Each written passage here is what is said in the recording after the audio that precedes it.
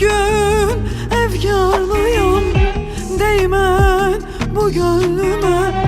Nazlı yardan ayrıldım, dünya kör gözüme. Azı hasretin yeli, derlendim Fırat gibi, suskunum Dicle gibi, ağlarım gizli gizli.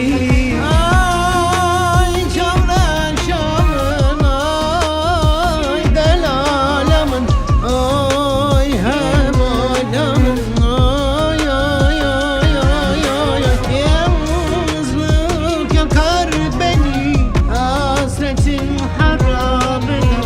Oy çavre çavren, ay çavre çavren, ay delalamın, ay hem alamın, ay ay ay ay ay ay.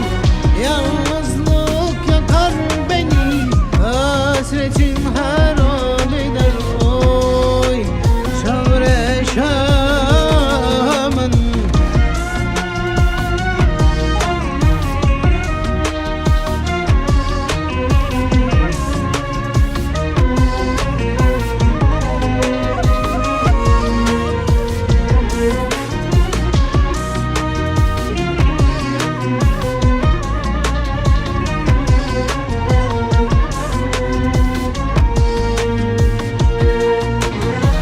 Unuttum gittin diye kara yaslar bağladım.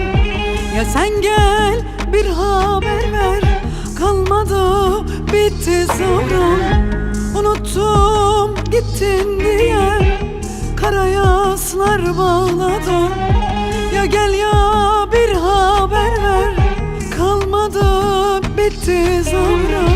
Azı hasretin yeli, alıp götürdü seni, gözümdeki yaşlarla bırakıp gitme beni.